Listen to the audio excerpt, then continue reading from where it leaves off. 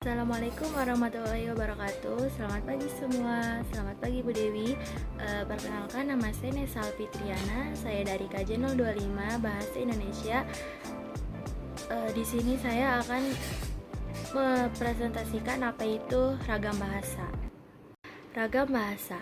Ragam bahasa adalah variasi bahasa menurut pemakaian, berbeda-beda menurut topik yang dibicarakan, menurut hubungan pembicara, teman bicara, orang yang dibicarakan, serta menurut medium pembicara. Ragam bahasa terdiri dari dua, yaitu ragam bahasa lisan dan ragam bahasa tulisan.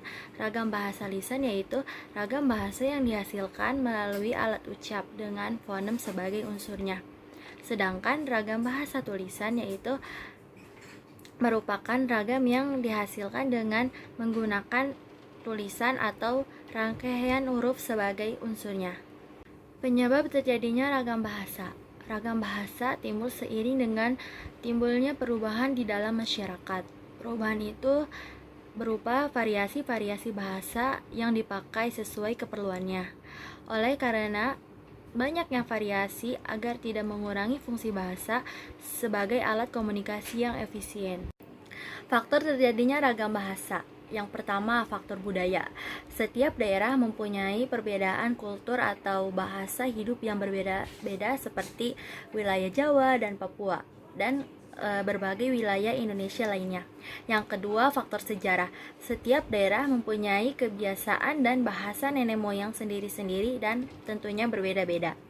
Yang ketiga, faktor perbedaan demografi. Setiap daerah tentunya memiliki dataran yang berbeda-beda, seperti wilayah di daerah pantai dan pegunungan, yang biasanya cenderung menggunakan bahasa yang singkat, jelas, dan dengan intonasi volume yang besar. Berbeda dengan pada penduduk padat, penduduk yang menggunakan bahasa lisan yang panjang lebar dikarenakan lokasinya yang saling berdekatan dan dengan intonasi volume suara yang kecil. 4 fungsi ragam bahasa yang baik dan benar itu. Yang pertama, fungsi pemersatu kebinekaan rumpun dalam bahasa dengan mengatasi batas-batas kedaerahan. Yang kedua, fungsi penanda kepribadian yang menyatakan identitas bangsa dalam pergaulan dengan bangsa lain. Yang ketiga, fungsi pembawa kewibawaan karena pendidikan dan yang terpelajar. Yang keempat, fungsi sebagai kerangka acuan tentang tepat tidaknya dan betul tidaknya pemakaian bahasa. Bagaimanakah berbahasa Indonesia yang baik dan benar itu? Berbahasa Indonesia yang baik dan benar berarti kita harus menggunakan bahasa Indonesia sesuai dengan konteks berbahasa yang selaras dengan nilai sosial masyarakat. Peraturan ini berkaitan penggunaan beragam bahasa secara tulis dan lisan untuk kebutuhan berkomunikasi. Ada dua hal yang harus kita perhatikan dalam kalimat ini, yaitu yang pertama, berbahasa sesuai dengan konteksnya, dan yang kedua, berbahasa selaras sesuai dengan nilai sosial masyarakat.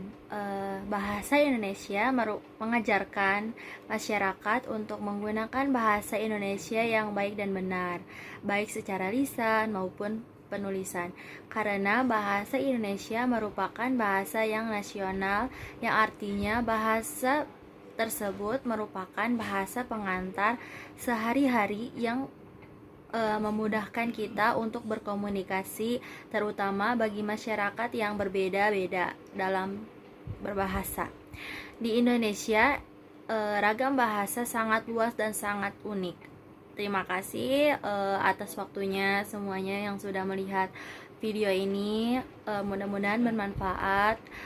Terima kasih saya ucapkan kepada Ibu Dewi. Mohon maaf bila ada kekurangan. Wassalamualaikum warahmatullahi wabarakatuh. Dah.